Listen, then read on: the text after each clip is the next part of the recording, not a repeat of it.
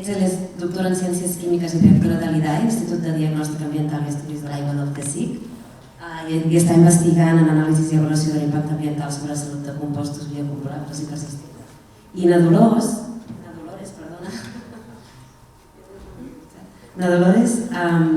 Romano, ella és enginyera agrònoma, experta i assessora en polítiques i normatives per la prevenció de substàncies químiques contaminants de l'Oficina Europea del Medi Ambient, que és el buró europeu que justament ahir també ens comentàvem, la federació de 180 organitzacions ecologistes de 38 països europeus. I a part d'elles dues ens acompanya també, com dèiem, en streaming el doctor Nicolás Olea, que després també presentarem, que ell és expert també en investigació sanitària, catedràtic de Medicina i director de l'Institut d'Investigació Biosanitària de la Universitat de Granada. Bé, fetes les presentacions, anem a començar en aquest bloc de salut, on el que intentem és abordar la prevenció dels residus des d'un punt de vista qualitatiu, perquè fins ara a ReZero i també des del món dels residus, quan parlem dels residus ens imaginem el volum, la quantitat, la diversitat, però des d'un punt de vista quantitatiu. I des de fa un temps, amb la campanya Salut a Plàstic va començar per nosaltres, però també en diferents campanyes, com ara comentàvem, Nou Període, altres iniciatives que hem anat desenvolupant, hem descobert un univers, que és aquest de la toxicitat, que parla sobre els ingredients d'aquests productes de consum que s'acaben esdevenint residus i que acaben afectant a la nostra salut. Per nosaltres ha sigut un univers de descobriment i hem pogut abordar aquest tema gràcies precisament a grups d'investigació com els que avui ens acompanyen, que ens han estat assessorant i ens han estat, donant ales per poder realment posar damunt la taula aquesta problemàtica. Com hem explicat i com explicarem avui, és un tema que val la pena abordar-ho des de la seva perspectiva, des de la perspectiva científica i de l'activisme que elles estan impulsant en cada un dels seus àmbits, i és una mica per això que avui volem dedicar aquest espai a conèixer una mica més quina és la problemàtica de la toxicitat que envolta la nostra quotidianitat, els productes que ens envolten el nostre dia a dia, i quines són les eines que tenim per actuar des dels diferents àmbits d'aquesta responsabilitat que, ja com parlàvem ahir, no és equitativa per tothom. Anem a entrar en matèria i el que volíem al llarg d'aquest dia, d'aquesta hora que tenim per abordar aquest tema, és fer aquest recorregut, i el que volem és fer com dos blocs de preguntes. Una primera bloc de preguntes que començarem amb el doctor Olea, Etzel i na Dolores, on intentarem conèixer una mica quin és l'abast de la tragèdia, per dir-ho així, i després veure quines són les implicacions que té sobre la salut per finalment buscar aquest punt de com podem abordar això i quina és la solució o les opcions que s'han d'impulsar. Dir-vos que em passaré al castellà per facilitar la seva participació, també perquè ens segueix el doctor Olea des de Madrid, concretament avui que està a l'Hospital de Madrid intentant també treballar aquest tema. Després, si tenim ocasió, ja ens ho explicarà ell també des del punt de vista intergeneracional, que és una de les seves línies de treball, y em passaré al castellà perquè també el puguin entendre des d'allà. Entonces, bueno, vamos a empezar contigo, Nicolás, buenos días. Muchas gracias por acompañarnos hoy desde Madrid. Sabemos que te gustaría estar aquí, pero no ha sido posible. Y vamos a empezar contigo por tu larga experiencia en el mundo de la investigación sanitaria, de los impactos que tienen estos productos en los organismos vivos y en la salud humana, y por tu experiencia, como hemos dicho, como catedrático y director del Instituto de Investigación Biosanitaria de la Universidad de Granada. No sé si nos podrías resumir un poco cuál es la situación actual de la exposición ambiental y cotidiana de los productos tóxicos, de qué tipos de productos estamos hablando y dónde se encuentran. Pues por supuesto, un placer estar con vosotros, siento no haber estado en el último minuto, pero sabes que este Congreso Europeo de Bancos de Leche tenía comprometido una presentación que cambiaron de orden de ayer a hoy y me ha impedido estar. Es una oportunidad única, están reunidos de 42 países, porque ha venido mucha gente de América Latina y de Asia a presentar su experiencia con esto del banco de leche, bancos hospitalarios que recogen leche de madres donantes para darle a los niños, sobre todo niños de muy bajo peso, niños prematuros cuyas madres no tienen producción de leche. Y justo voy a presentar la exposición que ocurre del lactante a través de los contaminantes en la leche materna, porque los contaminantes ambientales están en cualquier sitio y no hay una barrera que impida que pasen a la leche y ese es el gran problema. Pues muy bien, fundamentalmente, y contestando claramente a tu pregunta, tenemos una suerte, ¿no? Que es que acabó hace unos meses el proyecto europeo Human Biomonitoring for You, que ha durado 5 años y que ha puesto el dedo en la llaga. Imagínate que la propia web de la Unión Europea, de la propia o la propia organismo que ha patrocinado, dice que la situación es alarmante, que la biomonitorización, es decir, la medida de los contaminantes en la orina y en la sangre de los europeos del norte y del sur, del este y del oeste, de todos los rangos de edad y ambos géneros, demuestra que la exposición ha ocurrido, que los sistemas de protección establecidos han fracasado porque todos, todos tenemos de todo. Hay compuestos derivados de los plásticos, compuestos derivados de los pesticidas o de la producción alimentaria, compuestos relacionados con los cosméticos o con los textiles. Y ese mapa o esa imagen que se ha dado de exposición, pues hace pensar dos cosas. Primero, que los sistemas no han funcionado porque parecería que eso no iba a ocurrir, que los números mágicos que se dan del residuo máximo de un pesticida en un tomate iba a conseguir que eso nunca accediera al organismo humano, y ahora cuando demostramos los metabolitos de ese pesticida, por ejemplo el clorpirifos, en el 100% de la orina de los europeos, pues dice, pues sí, la exposición ha ocurrido. El problema es que, según la ECA, la propia Agencia Europea de Contaminantes Químicos, se considera que el hombre, la especie humana, ha generado o ha sintetizado unos 145.000 compuestos químicos en el siglo XX y lo que llamamos del XXI, de los cuales unos 35.000 están en uso. Pues claro, con esa enorme capacidad de producción de compuestos químicos para funciones o para objetos o para procesos, pues lo normal es que la exposición haya ocurrido. Lo interesante es que el proyecto Human Biomonitoring acabó y ahora se continúa en otro, que fíjate tú qué historia, se llama PARC, empezó en el 2002, participan 28 países, se van a superar el número de 13.000 personas investigadas y tiene una proyección hasta el 2029, con un presupuesto de 400 millones de euros, es decir, una barbaridad, una inversión enorme para decir lo que ya sabemos. La exposición ha ocurrido y con la información que tenemos es más que necesario actuar preventivamente. ¿Necesitamos siempre más investigación? Sí, de acuerdo, pero lo que necesitamos sobre todo es implementar medidas de protección de la población y de disminución del uso. Para acabar esta introducción te diré que muchos de estos compuestos, si no todos, son derivados del petróleo, son compuestos de síntesis. Yo recuerdo siempre, de broma, que esta conferencia que yo doy siempre se llamaba Exposición Humana a Contaminantes Químicos, después hablé Exposición Humana a Contaminantes Químicos derivados del petróleo, y después me di cuenta que era la mujer el verdadero blanco de este daño, y ahora la conferencia se llama simplemente Hijas del Petróleo. Y lo que quiero señalar en este momento es que lo que sabemos es que la exposición es muy frecuente, que tiene muchas vías y que ha accedido claramente al organismo humano. Eso es nuestra experiencia actual. Muchas gracias, doctor.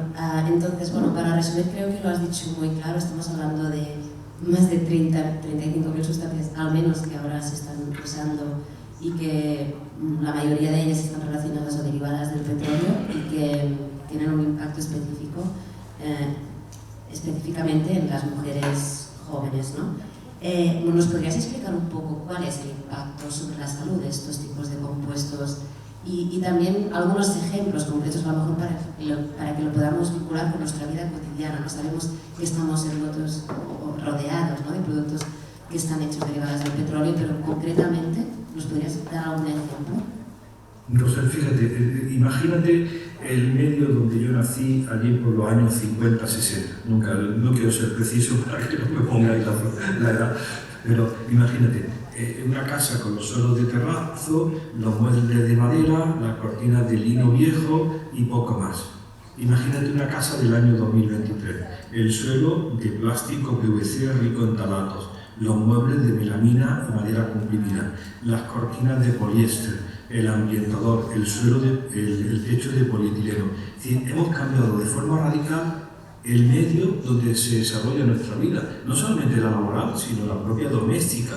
Es decir, no tiene nada que ver a los químicos que nos exponíamos hace 60 años a los que se expone cualquier persona ahora. Es decir, el medio ambiente, como decimos siempre en inglés, el indoor, es decir, el aire, lo que te rodea es completamente distinto. De esos 35.000 compuestos químicos, 2.000, no más de 2.000, interfieren o el mecanismo de toxicidad está relacionado con las hormonas. Es lo que conocemos, y ya es popular y no hace falta escribirlo, es disruptores endocrinos, que es nuestro objeto de trabajo durante estos años. Es decir, sin ser carcinogénico ni mutagénico, es decir, sin producir cáncer directamente en modelos animales, ni mutar el ADN, afectan a las hormonas. Y corresponden a enfermedades muy comunes, enfermedades que estamos viendo en el día a día y que tú y yo interpretamos como enfermedades modernas, ¿no? Te digo, obesidad, diabetes, en niños déficit de atención y hiperactividad,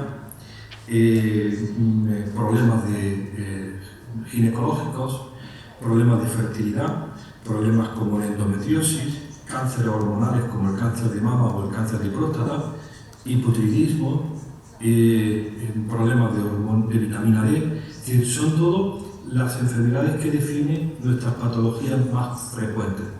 Muchas de ellas tienen en común que tienen un carácter hormonal, que el desajuste de las hormonas está en la base de la etiología que decimos nosotros y la patogenia de esas enfermedades. Entonces, está claro que si eso es una sospecha, los productos químicos contaminantes ambientales tienen mucho que decir. ¿Dónde ocurre la exposición? Pues nos interesa muchísimo y él sabe mucho porque ha publicado en la exposición que ocurre en el domicilio, en la exposición que ocurre vinculada al polvo de casa. Yo digo siempre, el polvo, pues imagínate que, no sé si me ve completamente, el polvo de cuando yo era niño era pelo, cuando yo tenía pelo y ácaros. El polvo de ahora, que ya lo tenemos analizado, es fundamentalmente fibra textil, poliéster y ramayón, que atrapa compuestos polibromados que están en la electrónica y en los textiles y que evitan el fuego, o compuestos perfluorados que evitan que las cosas se mojen. Es decir, el medio ambiente ha cambiado enormemente con compuestos que tienen actividad hormonal y que están en tu casa derivados de lo que comes, de cómo lo cocinas y del propio medio ambiente del domicilio. Lo mismo ocurre en la escuela y en la guardería. Asistimos con terror como escuelas, tú lo conoces bien en Cataluña, que eran escuelas de los años 70 que les parecían antiguas porque el suelo era de terrazo y los muebles de madera han sido sustituidos por un suelo de PVC rico en talatos, unas paredes de resina epoxi y un techo de polietileno. Pues claro, está claro que ese ambiente va a ser distinto. Y no te digo ya de los edificios modernos con pésima ventilación, con una moqueta sintética de una resina epoxi o un polietileno y encima con toda la electrónica encendida liberando polibromado. Es decir, todo nuestro medio ambiente ha cambiado y la exposición ocurre no solamente con carácter profesional, es decir, los individuos que están produciendo esos aparatos, esos objetos, sino para el ciudadano de cada día. Y nos preocupa mucho las exposiciones tempranas. Como te decía, las exposiciones que ocurren desde el principio de la vida, las que ocurren durante el embarazo, durante la lactancia, por eso estamos aquí en el Congreso Europeo de Bancos de Leche, y en primera infancia y después durante la vida del individuo.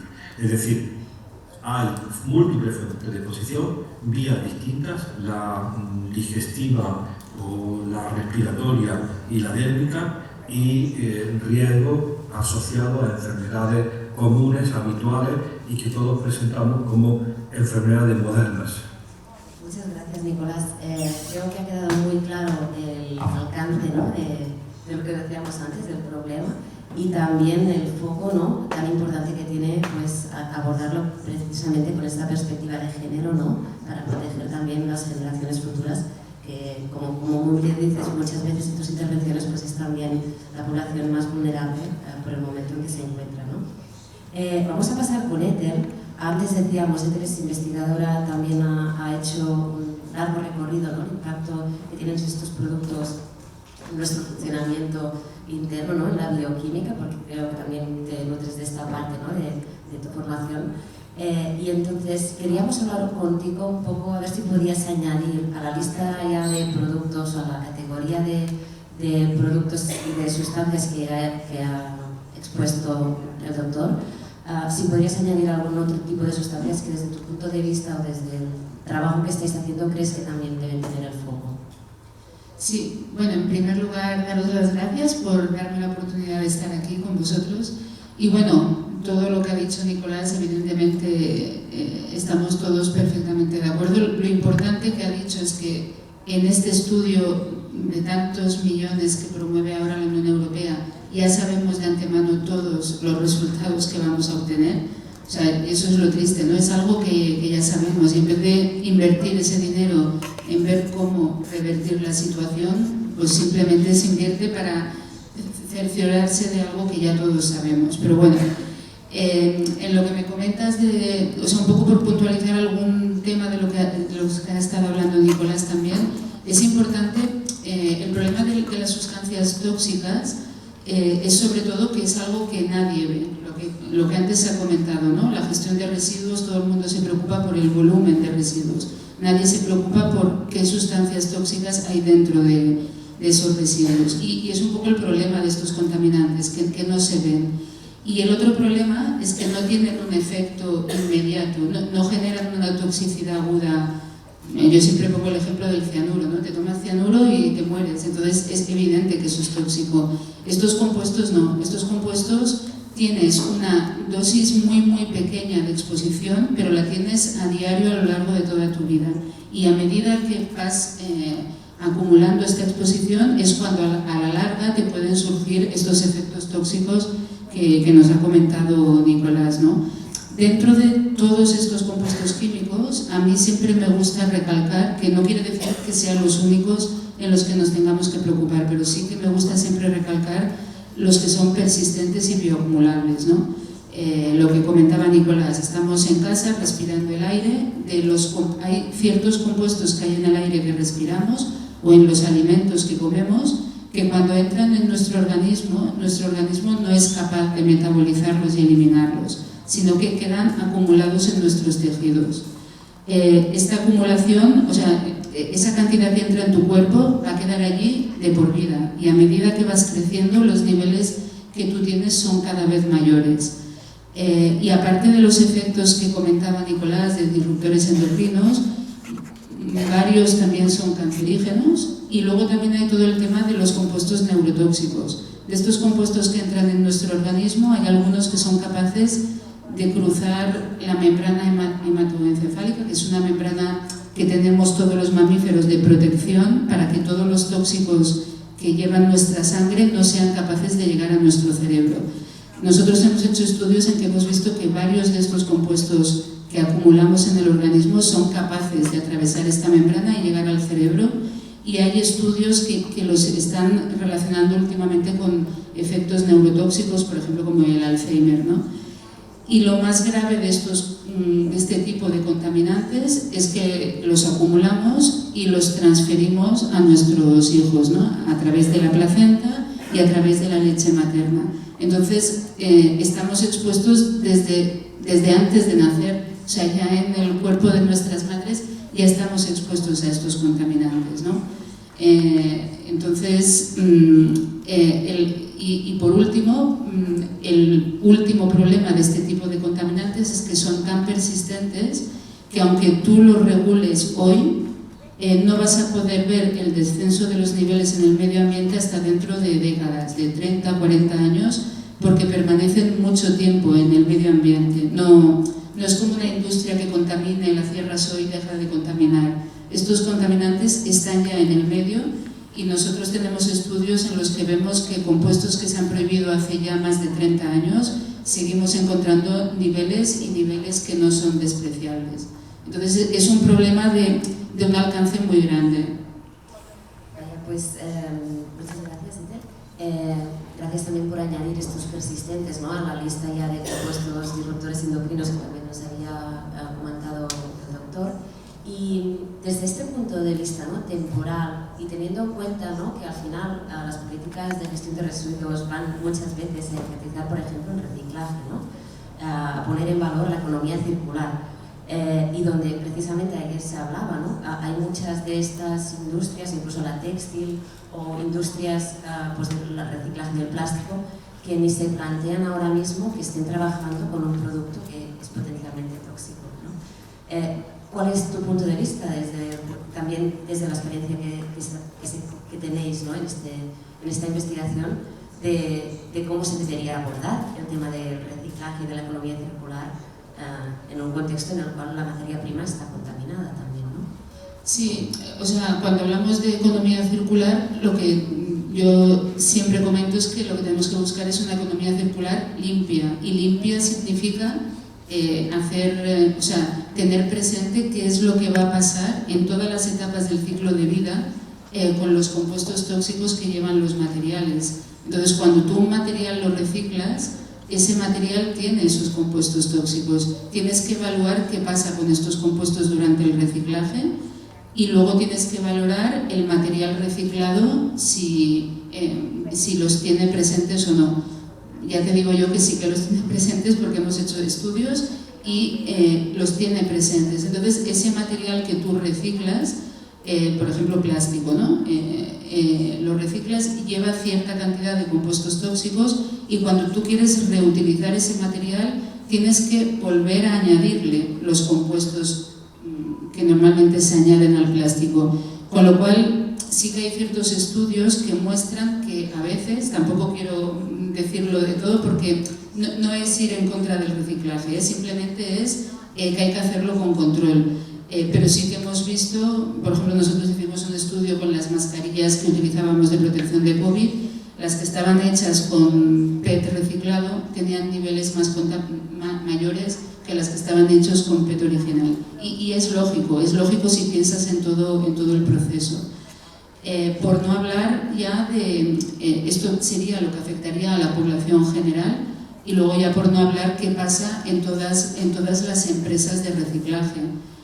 Y volviendo a lo que te comentaba antes del problema de los compuestos que son tan persistentes y que duran tanto tiempo, nosotros, por ejemplo, hemos hecho estudios en empresas de reciclaje de componentes electrónicos en los que hay niveles muy elevados de retardantes de llama, y lo que nos encontramos es, a día de hoy, los mayores niveles de emisión en la planta donde se reciclan corresponden a un retardante de llama que hace más de 30 años que se prohibió. ¿Qué pasa? Que tú cuando llevas a reciclar un material, igual estás llevando un material de hace muchos años. Por ejemplo, en el estudio que hicimos llevaban el típico televisor de antes, no los de pantalla plana, sino los que teníamos todos antes en casa. Me extrañó, pero a día de hoy siguen llegando infinidad de este tipo de televisores a la planta de reciclaje, y en estos materiales, porque en su día estaba permitido, se utilizaban estos compuestos que a día de hoy están prohibidos. Cuando tú reciclas ese material, estás volviendo a introducir al medio ambiente y a la salud pública un compuesto que hace 30 años que ya no se utiliza. Entonces, eso es un grave problema. Muchas gracias. Sé que existe el problema en los RAEs, como comentabas, ¿no?, y relaciona un poco con lo que hablábamos ayer, ¿no?, que al final el reciclaje no es la solución, tenemos que alargar la vida máxima y generar alternativas en la prevención también. Pero también de vuestras investigaciones, también recuerdo una investigación que dirigió la Universidad de Granada en relación, por ejemplo, al cartón, ¿no? Es algo que alcanza a todos los tipos de productos, ¿no? El plástico reciclado, los RAEs, pero también, no sé si, doctor, queréis hacer un apunte en relación, porque a mí me llamó un montón la atención de que, ostras, ¿cómo puede ser que el cartón reciclado no sea tan deseable como esperábamos, ¿no? No sé si queréis... Muy rápido, o sea, fíjate que curioso, eso lo publicamos, era la contaminación, o sea, de Ethel y Dolores, la contaminación por bisfenola en el papel y cartón reciclado. Eso se publicó en el 2007, en la televisión, y nos insultaron, como siempre, en todos los idiomas y en todos los colores, diciendo que era imposible que hubiera bisfenola en el papel, porque nunca se había utilizado. 10 años después, en el 2017, aparece una publicación oficial diciendo que es que no habíamos segregado el papel térmico a la hora de reciclar las balas de papel usado. Y fíjate, simplemente por el hecho de que el papel térmico es rico en bisfenol A y se estaba procesando conjuntamente con el papel normal, el papel reciclado aparecía contaminado por uno de los compuestos que componen el papel térmico. Y 10 años para que admita ese fallo, esa falta de precaución en la utilización o en la mezcla de materiales, como dice muy bien Edel, es falta de información y falta sobre todo el que los técnicos y la gente que está en estos procesos consulte, pregunte, se informe y sobre todo que estudien lo que se está produciendo y lo que se está publicando. Es decir, tienen que tener una información mucho más actualizada de cuáles son los riesgos para no meter la pata una vez y otra vez, ¿no? Si tengo ocasión de todo, te diré 7 ejemplos de metedura de pata que son llamativos. Sí, vamos a esperar al segundo bloque para entrar más en detalle, porque realmente da mucho de sí. No sé si Edel, yo creo que ha quedado más o menos claro el papel del reciclaje, de la economía circular en la prevención en este sentido. No sé si crees que la industria aquí debería de hacer... Bueno, si entramos ya en el tema de la industria, este también es un tema serio en el que yo creo que la industria tiene que ser consciente que tarde o temprano va a tener que tomar medidas y que, o sea, es cierto que van pasando los años y cada vez la situación es peor por estos compuestos que se van acumulando en el medio ambiente, etc. Y la industria debe entender que si después de las evidencias científicas hay un compuesto químico que se reconoce que es tóxico y se prohíbe, lo que no puede hacer es sustituir una pequeña parte de la molécula para sacar el compuesto que ya no está legislado y sí que está permitido, pero que todos sabemos ya de antemano que va a tener los mismos efectos tóxicos que su predecesor. Entonces, simplemente lo que hace en este caso la industria es ganar tiempo, porque los científicos vamos a tener que tardar como otros 10 años en poder demostrar lo que ya todos sabemos de antemano, y durante esos 10 años seguirán utilizando el segundo compuesto que a la larga también se prohibirá. Sí, también podríamos poner el ejemplo, como hablaba el doctor Olea, ¿no?, del papel térmico, que si no me corregís, pero creo que el problema era precisamente pues, que era este papel que se da en los tickets de los supers, ¿no?, que estaba, uno de los componentes era el bisfenol A, y en el caso de Francia, que se prohibió, como decías tú, ¿no?, el papel de la industria ha sido sustituirlo por el bisfenol F. Bisfenol F, bisfenol S, en este sentido sí que es cierto que en Europa, bueno, Dolores igual nos hablará mejor, pero la tendencia que se quiere tomar, y ojalá se tome, es no ir a prohibir compuesto por compuesto, sino prohibir familias de compuestos. O sea, no el bisfenol A, sino todos los bisfenoles. Y de esa manera sí que iremos avanzando con más rapidez para poder solucionar el problema. Genial, me has hecho de puente, que es lo que quería hacer justo ahora, pasar la palabra a Dolores, que, bueno, como hemos comentado, está trabajando a nivel europeo para defender estas posiciones, ¿no?, este activismo que necesitamos, ¿no?, desde las organizaciones para poder realmente defender la salud humana, y con este empoderamiento que da el Buró Europeo de Medio Ambiente en este caso. Y entonces, para ti, Dolores, sí que quería preguntarte un poco, sé que de los grupos de tóxicos que hemos hablado, no sé si crees que ya un poco hemos dado con todos, o crees que haría falta añadir uno más a la lista desde tu punto de vista y desde tu recorrido. Yo creo que el mínimo sería añadir a la lista el mínimo. Bueno, primero gracias por la invitación, es un lujo estar aquí con Ethel y con Nicolás y contigo, y bueno, es un placer siempre poder colaborar con vosotras. Entonces, como te decía, el mínimo sería tener en cuenta lo que la Comisión Europea, que no es un gobierno muy progresista en temas medioambientales, considera como de alto nivel de preocupación.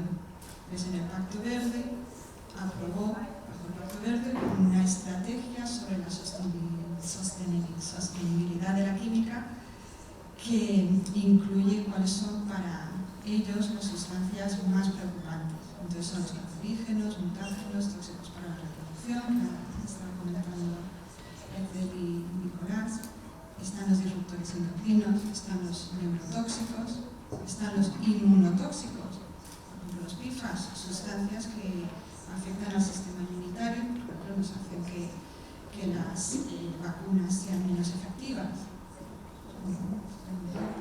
Y luego están toda la batería que tiene más importancia medioambiental, que ha comentado Ethel, de las persistentes, bioacumulativas y tóxicas en sus distintas variantes. Hay persistentes muy tóxicas, persistentes muy acumulativas, bueno, todas hay. Y hay una categoría que se ha añadido muy importante, que son las móviles, que son sustancias de gran importancia, persistentes y móviles, porque son las que contaminan el agua subterránea y afectan lo que es todo el agua de boca, sobre el agua de boca. Entonces, el mínimo sería empezar a regular lo que los estamentos políticos, las principales instituciones, o sea, las tres instituciones han reconocido ya, que son Parlamento, Consejo, o sea, los Estados miembros y Comisión. Entonces, ese es el mínimo. El problema bueno, esto es lo que está sobre el papel. El problema es que no solo tenemos las 145.000 sustancias que comentaba Nicolás, y que según la normativa europea las empresas que fabrican cualquiera de esas sustancias en más de una tonelada tendrían la obligación de informarnos, de testar y de informarnos a través de una base de datos pública sobre qué impactos tienen. Bueno, pues esas 145.000, la obligación ha quedado en 20.000, y el problema es que hay una falta de cumplimiento absoluta de la industria de sus obligaciones de generar información. Entonces, el conocimiento científico se está generando, Nicolás y muchos otros investigadores, miles de investigadores en el mundo están generando ese conocimiento científico, pero ese conocimiento científico no se está trasladando a la regulación ni a la información. Esta información es básica no solo para las autoridades sanitarias o medioambientales, es básica para la cadena de valor, porque una fábrica de muebles o un fabricante de ropa quiere vender ropa, no quiere vender bisfenoles. Entonces ellos pues, quieren saber cuáles son los componentes de los tejidos que compran para fabricar nuestra ropa, nuestros artículos de consumo. Entonces, la falta de información por parte de la industria química en el primer eslabón, que aunque es una obligación que tiene su, y aquí ya empiezo a disparar, a la administración tiene un reglamento sancionador. Desde el 2007 aún no se ha sancionado en este país a ni una empresa que no ha cumplido. Y os puedo decir que de las 2.000 sustancias de alto volumen de producción, es decir, las sustancias que se fabrican en volúmenes altísimos, solo una sustancia ha cumplido con sus obligaciones. No digo empresas, solo se ha cumplido en un caso. En España, cientos de empresas están en situación de incumplimiento y no hay ni una sola administración, no solo en España, en ningún país, que haya aplicado el régimen sancionador de... Y luego está el siguiente paso, y es que las 145.000 sustancias no tienen en cuenta los polímeros.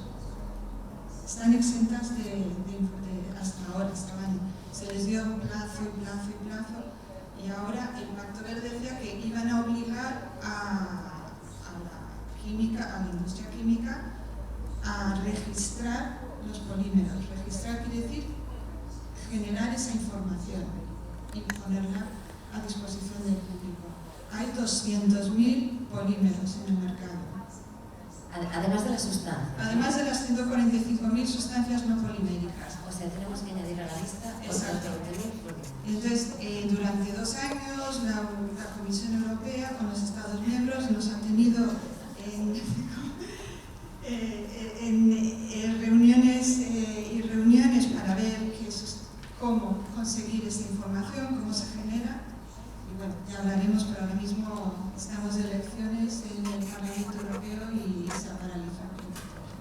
Vale, bueno, creo que ha quedado claro que tenemos un problema, ¿no? Era un poco la primera parte de la ponencia, ¿no? O sea, nutrirnos, ¿no?, de vuestro conocimiento, que al final es que es muy desesperante, supongo que desde nuestro punto de vista, estar 40, 50 años investigando sobre un compost que todavía estemos discutiendo si tiene que regular. Entonces, a ver, estamos en un punto en que queda clara la necesidad de que se tiene que actuar, de prevenir la toxicidad, de minimizar los efectos sobre la salud. Y no sé si coincidiréis un poco que hay una sensación de que estamos impotentes ante la luz, porque al final esto es una llaga, ¿no? Es una luz de componentes cancerígenos, mutágenos, neurotóxicos, disruptores endocrinos persistentes, etcétera. Estamos hablando de miles de sustancias que están y que además la regulación que existe no se está cumpliendo y no hay unas garantías, ¿no?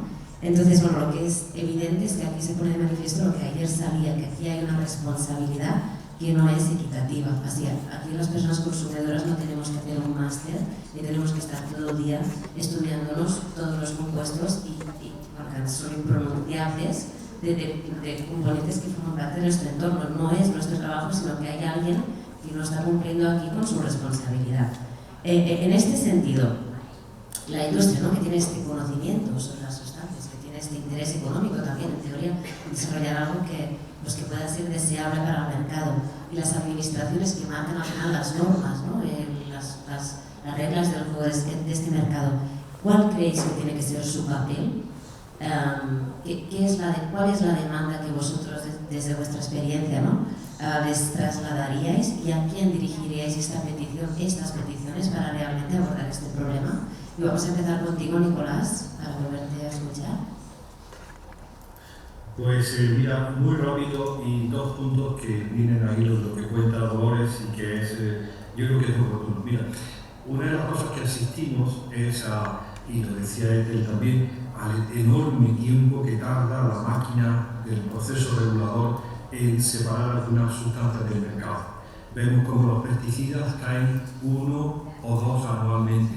El mancozeb, el manet, el clorpirifos, el aditivo nonilfenol. Es decir, se produce una caída o una prohibición por parte de la Unión Europea anual. Y yo le digo siempre, con 475 principios activos nos van a dar las uvas antes de que controléis este desastre, ¿no? Que tarda muchísimo tiempo.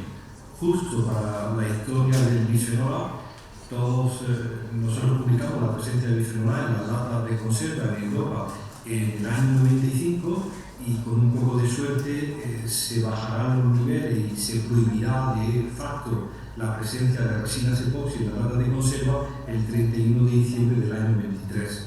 Han pasado 28 años. Bien, vale. 28 años para aceptar que ciencia te está diciendo que eso es un problema grave, son muchos años. Pero ¿sabes lo que ocurrió? Que cuando se prohíba, afortunadamente, el 31 de diciembre, nadie es responsable de nada. A pesar de que se ha prohibido, porque se admite su efecto adverso sobre la salud humana, nadie paga la factura de tu ginecólogo por la infertilidad, ni tu psicólogo por el déficit de atención, ni tu oncólogo por el cáncer de mama. Y dice, hombre, si estás cubriendo productos porque admite su efecto adverso, me ayudarás ahora a pagar la factura sanitaria. No, parecería, yo lo llamo la política de pelillos a la mano. No, ya se ha prohibido. Y me dicen en el ministerio, no, pero hombre, esto está prohibido desde el 1 de enero del año 2020. Digo, y los 35 años que ha estado consintiendo su uso, sabiendo como sabía que tenía información suficiente como para su prohibición. No te quiero hablar del famoso herbicida y la lucha, ¿no? Es decir, creo que al asunto que estamos discutiendo, después te comentaré algún aspecto más, tenemos que añadir la impunidad, es decir, la falta de responsabilidad del daño causado. Vale, muchas gracias. Y entonces, para terminar con algo constructivo o realmente, o sea, para darnos herramientas ante esta situación, porque es que ayer hablábamos del psicoterror, ¿no?, y de la parálisis que nos genera cuando vemos algo así, que dices, estamos rodeados, pero ¿qué podemos hacer? ¿Es a mí que os hace la pregunta? Sí, es a ti. Claro, fíjate que soy el único chico de las 4 chicas. está claro que necesitamos un empoderamiento de la mujer, un empoderamiento de la mujer joven, la mujer del siglo XXI, la del menor de 23 años, que se ponga de pie y diga: basta, no me gusta tu cara, me han metido en el peor de los caminos y en el peor de los escenarios. La exposición ha ocurrido desde mi infancia. Además, transmito la exposición durante el embarazo y la lactancia. Pero Somacho, Somacho de mierda, ¿dónde me han metido? ¿Qué habías pensado? ¿Que esto era un juego? ¿Que esto no iba a pasar nada? Con este ritmo de exposición desde la infancia, desde el seno materno, en un régimen del día a día, y después la enorme responsabilidad de la transmisión durante el embarazo y la lactancia, y ahora la demonización, como me dicen aquí en el banco de leche, de la lactancia. Digo, de ninguna manera estamos demonizando la lactancia. Lo que tienes que hacer es que no consentir más que esta sociedad machista y patriarcal te haya metido en un escenario, en una situación que no te mereces. Es decir, clarísimamente, las mujeres jóvenes, digo las jóvenes, por eso es el siglo XXI, las millennials, lo que llamamos, tienen que ponerse de pie y decir: no, las reglas del juego estaban definidas por machitos blancos del primer mundo, healthy and wealthy, y no cubrían que la mitad de la población es mujer y que tenemos otras circunstancias distintas. No puedo decir otra cosa. Vale, muchas gracias, doctor.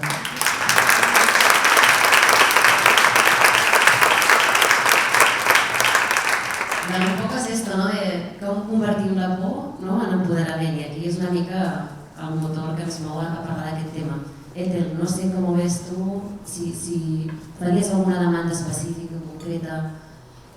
Bueno, yo haría dos demandas. Una, a la industria que se concienciara realmente de cuál es la situación, y incluso siendo egoístas, porque tarde o temprano les va a llegar, tristemente más tarde que temprano, pero en algún momento van a tener que hacer el cambio.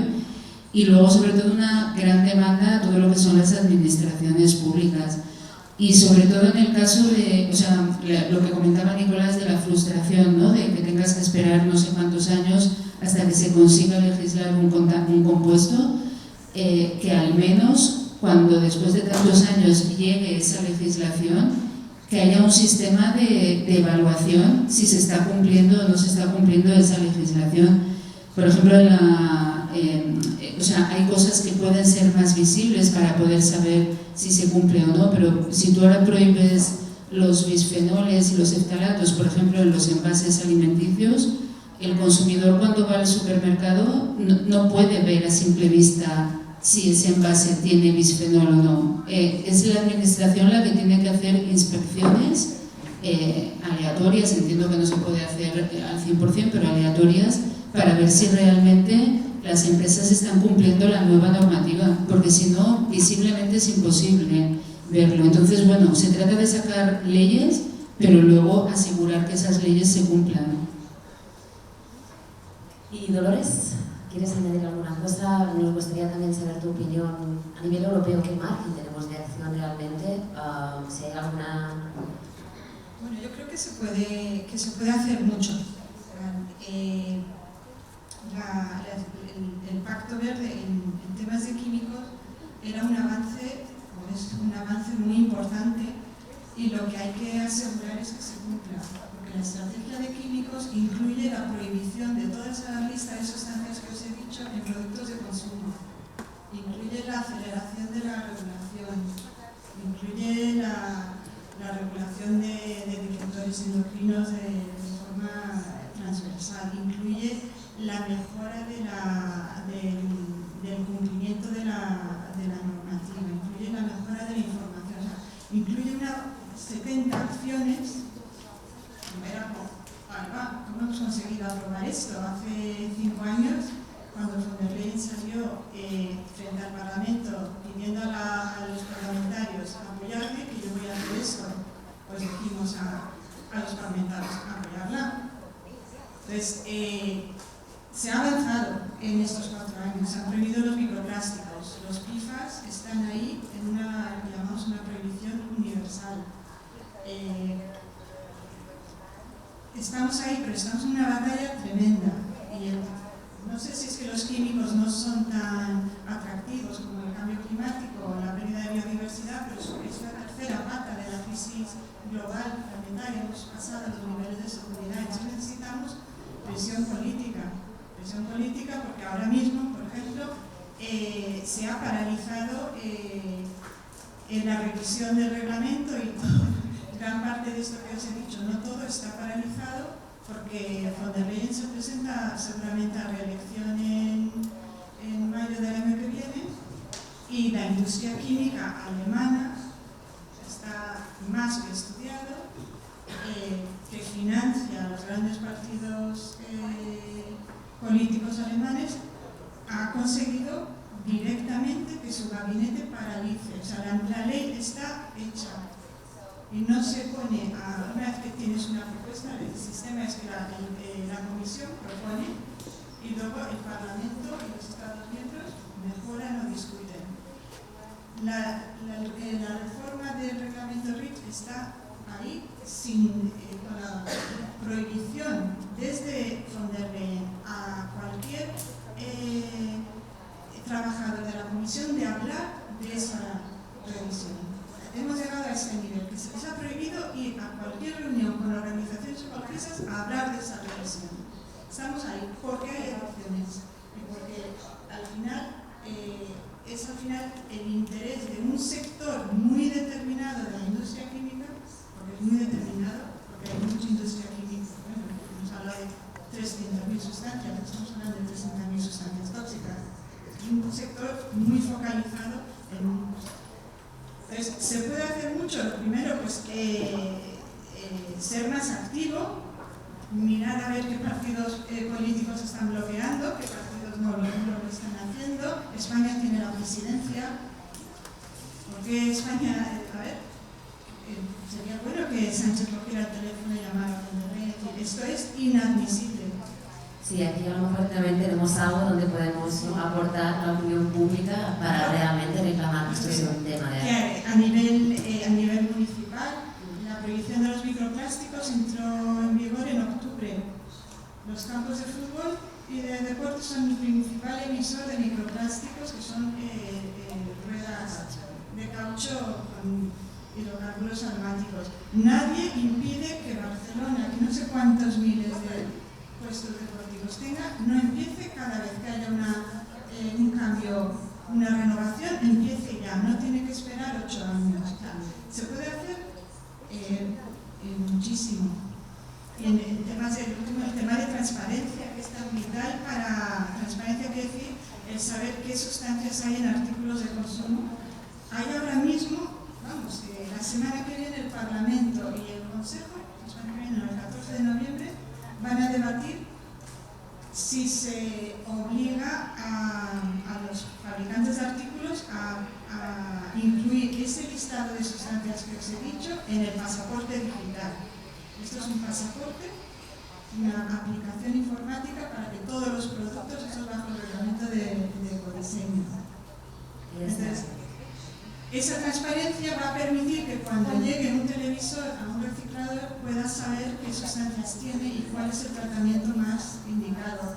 Pueda permitir a cualquier vendedor, a cualquier consumidor saber. Entonces, eso se está debatiendo ahora. Creo que está quedando claro que realmente se está haciendo un trabajo enorme a nivel europeo, ¿no?, para poner esto en la mesa, y que a lo mejor lo que haría falta es que nos creiem, no?, que això realment és prioritari, que donem aquest impuls des de baix, no?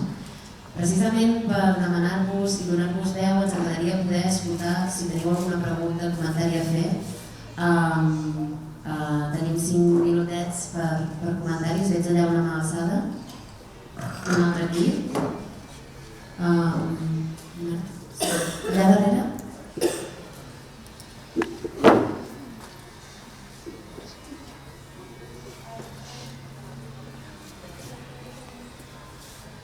Buenos días.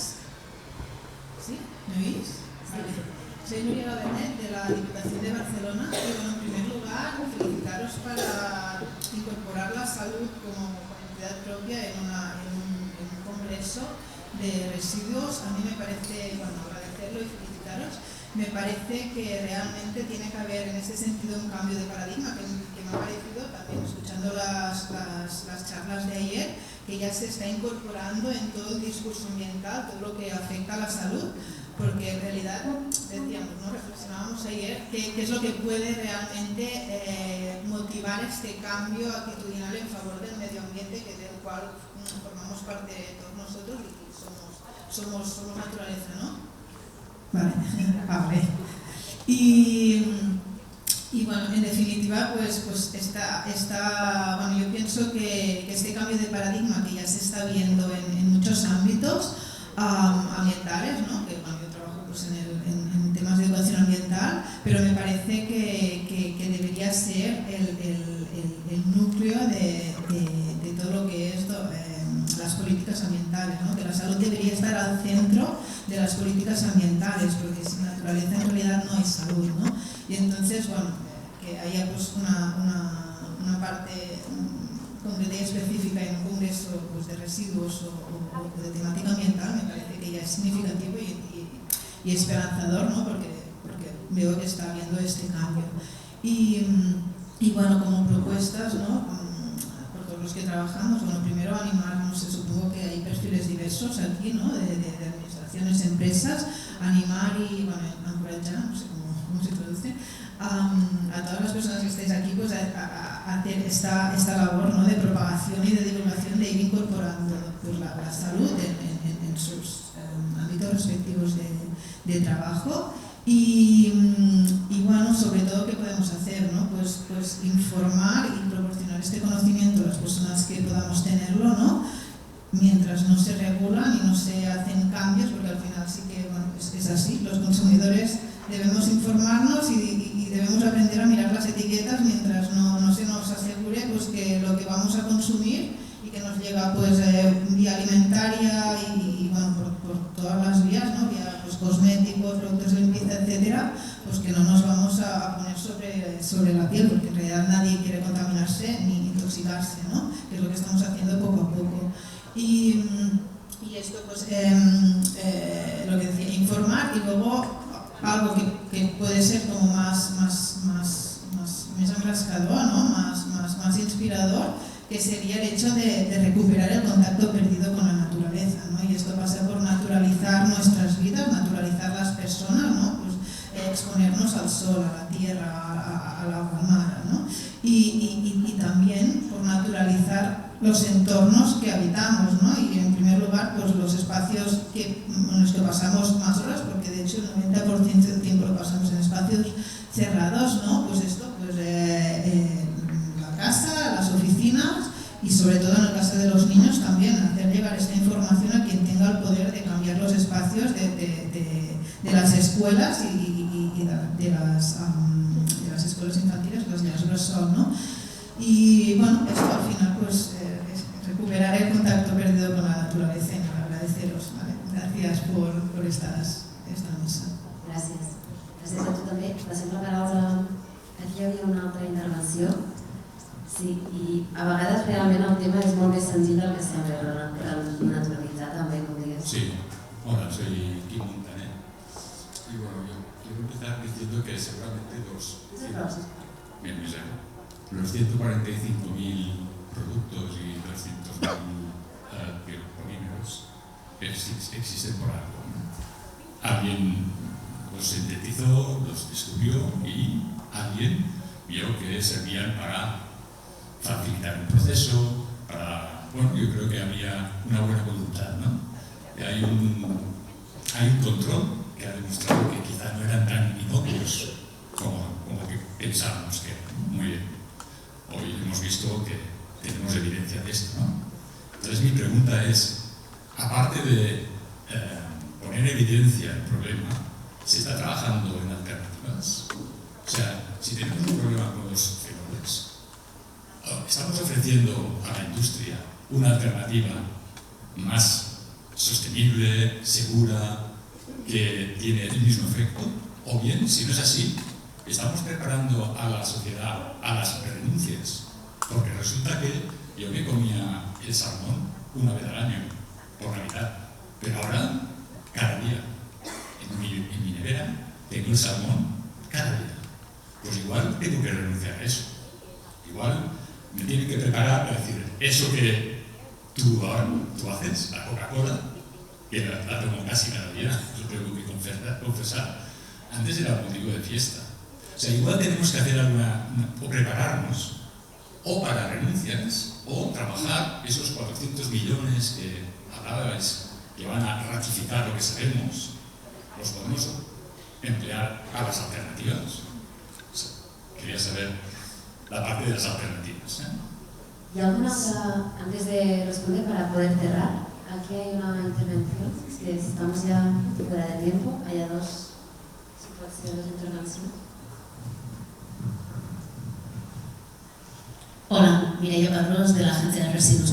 Mi pregunta iba dirigida al último comentario que ha hecho Dolores Romano respecto al pasaporte digital. Cuando lo comentas, la idea es que aplique a los productos nuevos, entiendo que sí, pero los productos preexistentes que ya están en el mercado, la regulación también va a poner este pasaporte para los que están ya en circulación y por lo que ha comentado la doctora Ecerej, el Harrat, de los efectos que tienen luego después en su reciclaje, etc. Uno. Y la última intervención, y luego cerramos, si queréis, cada una con lo que queráis aportar a las diferentes preguntas, y así cerramos el blog, ¿no? Bien, Víctor, te voy a echar la palabra.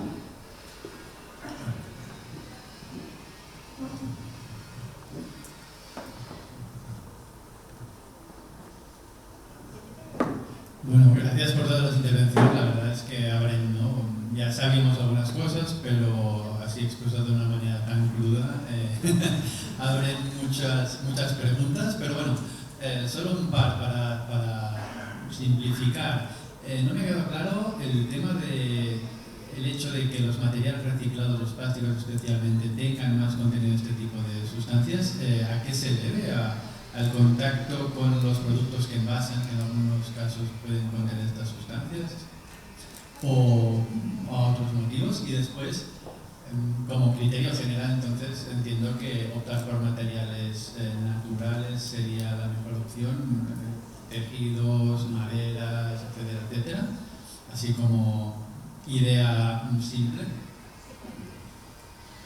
Vale, bueno, estoy hablando de renaturalizar, de alternativas, de pasaporte, de contacto con las sustancias, la última parte que me pude contar. No sé si alguien de vosotros quiere responder a alguna de las cuestiones y dejamos con un minuto siempre en cada una. Bueno, quizás, por ejemplo, por el tema de las alternativas y de las soluciones, sí que existe, evidentemente, investigación también para poder buscar alternativas. Una alternativa clara, un poco lo que comentabas, ¿no? De poder comer salmón cada día, o otras cosas más simples, cambiarnos el teléfono móvil cada año o comprarnos 5 camisetas cada semana, ¿no? O sea, el tema de este consumo excesivo hace también un consumo excesivo de todos los tóxicos que van asociados a estos materiales que consumimos de manera demasiado excesiva, ¿no? Y por otro lado, las alternativas, sí que una cosa que falta en nuestro país, que quizás en otros países hay mayor cultura, es la colaboración entre investigación e industria. O sea, si la industria colaborara con la investigación en el desarrollo de, por ejemplo, de retardantes de llama que no fueran tan bioacumulables ni tan tóxicos, de polímeros que no desprendieran microplásticos, etc. Si hubiera esa colaboración sería, digamos, como más sencillo, ¿no? Nosotros, por ejemplo, nos hemos dedicado siempre al tema ambiental y de los efectos en humanos, y ahora estamos abriendo una nueva línea intentando colaborar con fabricantes para, digamos, solucionar el problema de partida. O sea, con todos los materiales que una empresa utiliza para fabricar un determinado producto, pues partiendo del material base, ver de las diferentes opciones que tiene, cuál es el que tiene menos contaminantes y, por lo tanto, aconsejar el uso de un tipo de material o de otro. Otro ejemplo así muy sencillo, por ejemplo, el tema del uso excesivo del plástico. Nosotros hicimos un estudio de los niveles de plastificantes que respiramos en el andén del metro y curiosamente ya era lo que esperábamos, los mayores niveles los que son de la línea 9 y 10, porque están completamente forradas de plástico. Entonces serán muy bonitas y muy estéticamente preciosas, pero a nivel de salud son peores que la línea 1, la línea 4, las líneas más feas y más antiguas, ¿no? Entonces, y yo creo que alternativas hay, muchas veces es simplemente volver a lo que teníamos antes, que a veces no era tan tóxico como lo actual. Gracias, Esther. Vamos a terminar también. Dolores, ¿quieres hacer una...? Muy corto. El pasaporte digital entiendo que va a ser para nuevos artículos. Y contestando la pregunta sobre alternativas, desde luego puede haber algún uso para el que no haya alternativa. Porque nuestra experiencia es que cuando se empieza un proceso regulador, las empresas con alternativas están ahí. Tienen muchas dificultades porque normalmente son empresas mucho más pequeñas que la gran industria química, entonces tienen muchas dificultades para conocer los procesos reguladores y participar. Por eso muchas veces se dice no hay alternativas, sí, pero es que quizá, por ejemplo, los campos de fútbol, los microplásticos, una alternativa preciosa es el corcho y el hueso de aceituna. Y fuimos nosotros como ecologistas los que pusimos sobre la mesa porque no fuimos capaces que las empresas, que son catalanas, fueran capaces de decir, pero si estamos nosotros aquí, estamos certificados por la FIFA. O sea, están ahí productos naturales que tienen un comportamiento. Entonces, en relación a la alternativa hay necesidad de mejor investigación, desde luego, y necesidad de apoyo a las empresas que las tienen. Muchas gracias, doctor. No sé si con un minuto puedes responder alguna de las preguntas. Muy rápido. Las soluciones técnicas nunca van a venir del mundo sanitario. Tendrán que venir de los mismos técnicos y los mismos ingenieros que desarrollaron y produjeron el producto final. Es decir, nosotros podemos señalar el fallo, pero no sabemos de soluciones técnicas. Lo que sí es decepcionante es que durante años hemos discutido en Bruselas, y yo ya me harté y me volví, sistemas de evaluación de la toxicidad de obligado cumplimiento que debería de conocer el técnico antes de poner un producto en el mercado, que nunca se han llevado a cabo. Esos sistemas de evaluación de la toxicidad, por ejemplo, en industria endocrina, tras 25 años de discusión, no se ha llegado a un acuerdo de cuáles serían los test previos a la comercialización del producto. Porque tengo que hacer un comentario, compañero. El problema es el orden de actuación. Es decir, uno no puede poner un producto en el mercado y 20 años después arrepentirse y decir, es que era tóxico. No. Si la regla del juego es el principio de precaución o de cautela, los test de toxicidad deberían de implementarse antes del desarrollo del producto o antes de ponerlo en el mercado. Sin falta, como ha dicho alguien, coordinación entre ciencia, sanidad y esos técnicos que desafortunadamente nunca están en estas conferencias. Me refiero fundamentalmente a esos ingenieros que hacen cosas maravillosas, pero que yo nunca les he visto acá. Bueno, muchísimas gracias, la verdad, a todos. Ha sido un placer enorme escucharos y bueno, un poco mover este motor para continuar trabajando. Avui aquí continuarem treballant amb administracions, amb empreses i com dèiem, no, volem posar que la salut és un tema més a posar damunt la taula. Es va parlar d'ecodisseny ahir, de reutilització. Tots aquests aspectes tenen un component de salut que també volíem compartir amb vosaltres. I fins aquí, Txell, sí que ens hem passat una mica del temps, però podem donar el peu al següent bloc, que hi ha un espai ara, potser? Em sembla molt bé. D'aquí 10 minutets? Val, doncs perfecte, us deixem 10 minuts per descansar.